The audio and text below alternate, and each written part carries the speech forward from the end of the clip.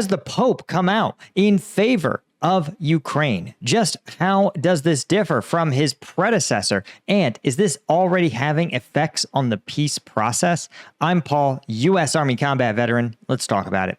Okay, so this is actually a really interesting story because Pope Leo XIV has come out and called for a just and lasting peace in Ukraine. Now, this is interesting because while a just and lasting peace is something that may not sound like it's taking a side, it's heavily coded to be taking a side. Because just and lasting peace is a key phrase that is used by the Ukrainian government to reflect what they see as the reality of the conflict. And again, on this channel, it's pretty obvious that that's exactly what Ukraine really needs is a just and lasting peace. And the reason is this. Well, the reason that obviously everyone wants peace. In fact, even Vladimir Putin says, I too want peace. But the key parts is just and lasting, right? Just implies that you cannot simply get peace, as Vladimir Putin wants, by simply giving him the territory he needs, right? The war could end tomorrow if Ukraine was to simply surrender and become a vassal state of Russia.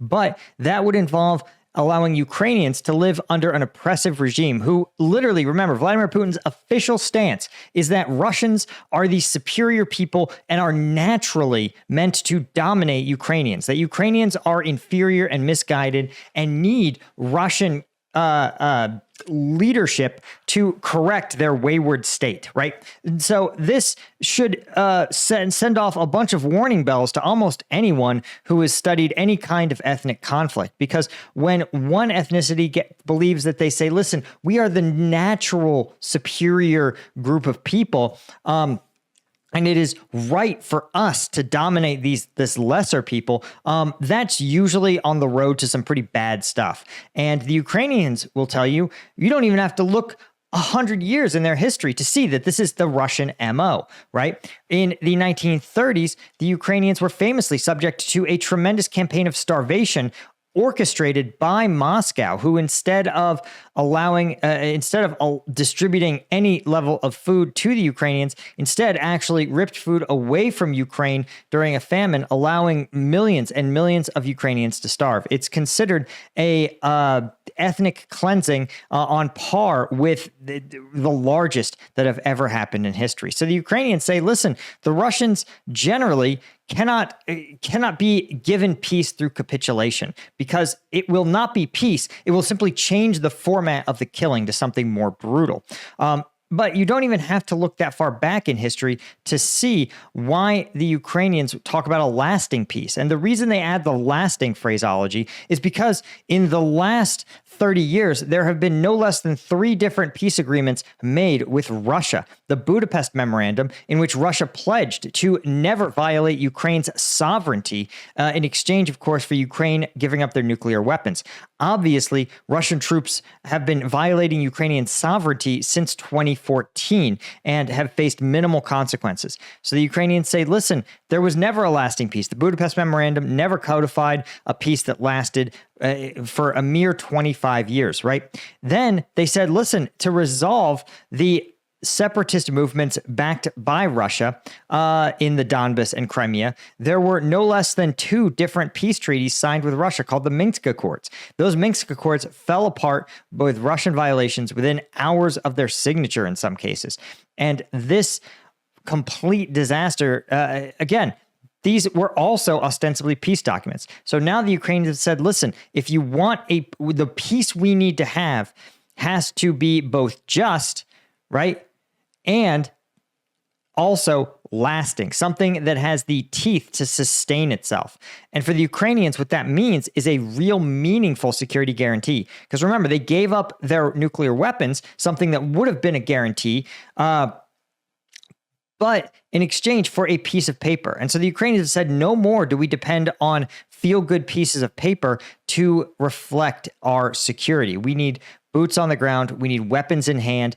We need something much more robust and credible, right? They see, for example, membership in NATO or an Article 5 level of protection with real European or American boots on the ground as a credible source. And so the fact is that this language is being echoed by the Pope is actually taking a real meaningful stance. In fact, he said, quote, "I carry in my heart the suffering of the beloved Ukrainian people," which is interesting because this itself reflects a different stance, because Russia's official stance, remember, is that they are liberating oppressed Russians. So the fact that he says, listen, the Ukrainian people are suffering under Russian occupation, under the war, simply acknowledging that is itself a stance to say, okay, the Ukrainians, they are suffering in this war. They are the victims, right? Because Russia, again, says they are liberating and defending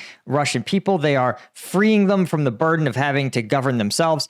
It sounds absolutely absurd when I try to explain it to you, but this makes perfect sense if you are inside the Putinist ideology, which again holds that the Kremlin is the natural dominant force in Eurasia, and that all states surrounding Russia are natural satellites, right? Are the people there are naturally deserved to be dominated by Russia. And so this is, I think, a case study in what a lot of world leaders and a lot of commentators are unable to discern, right? And if you've been following this channel since the start of the war, you know that from day one, I have had the same mandate, which is to provide neutral analysis of the conflict, to provide viewers with information that is accurate, that allows them to assess the conflict in a meaningful way. Doing that has, in effect, been treated by Russia as being anti-Russian, right? And the proof is in the pudding. Not only, if you're in the comments section, you guys that are true fans know that that right around working hours, Moscow time, you see a flood of pro-Russian, anti-Ukrainian comments, right? And a lot of you guys in there that, particularly those of you that have hit subscribe, you guys are in there sparring with these paid Kremlin trolls sometimes. But we see it, right? But not only that, Russians have actually hacked my channel at least once and routinely send me threatening messages, which of course, sometimes I even screenshot and drop on my Instagram because it's funny. If you can't laugh at evil, what's the point? And so this, I think, is what Pope Leo has realized, that the act of saying things like, it's bad to invade your neighbor, or the victims of this invasion are suffering and deserve peace, simply saying those things is taken by the Kremlin as being a pro-Ukrainian anti-Russian stance. And so the fact that the previous pope was unwilling to actually come out and say these things, right? He was like, well, it's bad to suffer. You have to know when to end the war. War should end sometimes. In fact, sometimes the pope was bizarrely pro-Russian, encouraging Ukraine to know when to wave the white flag. And this is one of those things that I find really, really, I don't know if troubling is the right word, but it was a really troubling stance from the pope. But here's where things get more interesting, right? According to the AFP and the AP News, Pope also called for an immediate ceasefire in Gaza, releasing the hostages, and delivery of humanitarian aid to civilians. But here's where it's crazy. Pope, the new pope called the conflicts around the world, quote, a third world war in pieces. Huh. Does that sound like someone else you might know? Right? That's something that we've been talking on this channel for a long time. And it's fascinating to see someone recognize this, the way that all of this is unified, the way that there isn't a bunch of discrete conflicts, that there is in some ways a single conflict between the right of peoples to be free, to have individual rights in their countries, and autocracy's desire to dominate through violence and power. And that split is more or less how the world was split in the first two world wars, in which more democratic countries generally align themselves with each other and try to push against autocratic styles of government. Obviously, World War II, you had the Soviet Union, which was a democracy probably in the 20s, but by the mid 30s, when World War II started, they had become an autocracy. But what I think is crazy is that actually the Pope, back when he was a bishop, called Moscow's invasion a real imperialist invasion in an interview with Peruvian media. All of this reflects, I think, a reason for cautious optimism, right? There's a lot of people out there who have been bamboozled by Russian propaganda, who have believed that, well, it's complicated. Both sides are wrong. Like both sides have done bad things.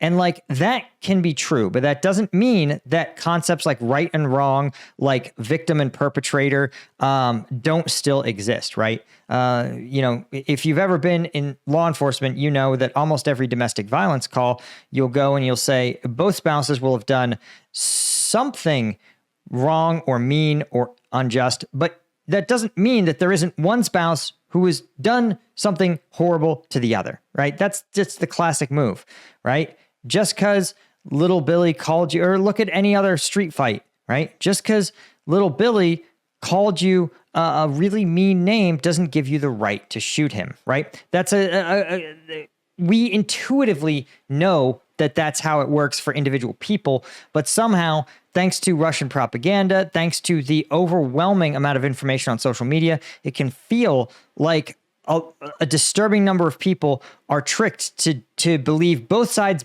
have done something wrong is the same thing as saying both sides are equally bad and I can't take a side. But that's not how reality works. There is still right and wrong, good and evil. It still exists. And if you want to do something about it, what I would encourage, first off, you can always write your congressman, call your congressman, and vote. Those things are important, though Congress tends to ignore most people's write-ins. But you can also go to the link in my description, right? You know that we partner on this channel with Ukraine Aid Ops because they are one of the best direct-to-unit ways to help the Ukrainian armed forces defend their country. And they've just announced a partnership this month with Cars for Ukraine, delivering 4x4 vehicles to the front lines, to units that need them the most. And in fact, this fundraiser is going to go for 2 different units, one of which is going to be the 1st Mechanized Battalion of the 24th Brigade, which you can get one of their patches for $250, and a $100 donation, get your name on one of the trucks if you want. You don't have to put your name on the trucks. But the other unit, top secret. They are highly specialized unit operating in secrecy. Can't even disclose what they are. And they're going to have their vehicle modified and reconfigured for a highly specialized operation. And so if you want to help both the 1st of the 24th and the unit that doesn't exist get what they need to get the job done, you can click the link in the description and donate. And what I want to point out also, guys, is that you guys deserve some credit because the massive Double Down fundraiser from April, huge success, guys. Not only did we fund all of those Targon ground drones, which are literally life-saving. Every mission those ground drones run is a mission that would otherwise be run by a Ukrainian soldier in a lightly armored pickup truck. And so every time those drones successfully complete a run, that's a soldier who doesn't have to risk his life. So you literally saved dozens of lives, maybe hundreds.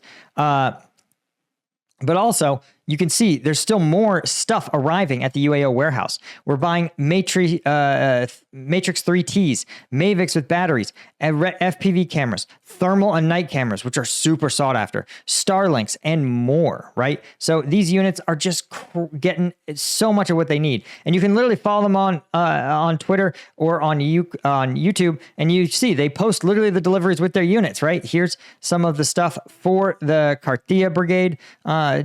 Absolutely. You guys should be so proud of what you've done. This has been such an incredible community. So thank you guys, as always. But let's talk about 2 other notes. One, I want to point out that Vladimir Putin claims to have made a big concession, guys, that he's going to have direct talks with Ukraine in Istanbul in just 4 days. He says the talks will happen without preconditions.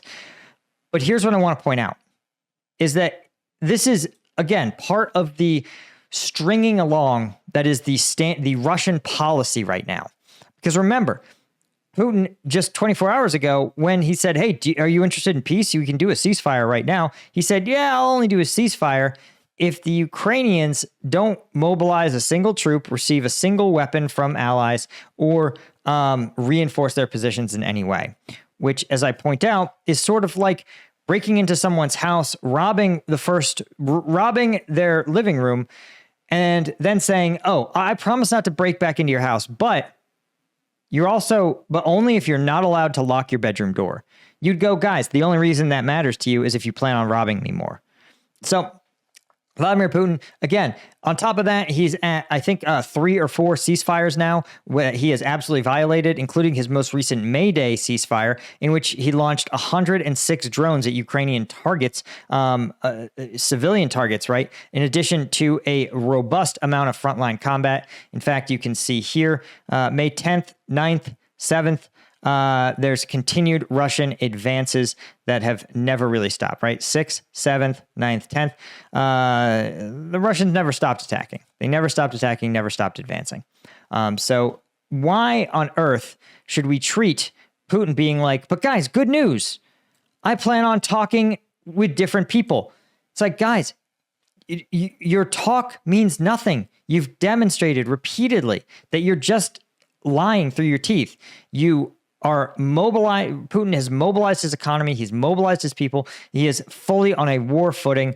And this idea that somehow there's going to be a new version of talking in which he'll suddenly become honest and sincere is completely insane. It's more bullshit, more nonsense. And the fact that really only the White House and to a lesser extent the Ukrainians Ukrainians, I think, have both eyes open, but they are trying to demonstrate to the White House that they are sincere brokers, sincerely interested in peace, while the Russians are not. So every time there is this kind of false hope story, the Ukrainians go, yeah, we'll meet with Putin.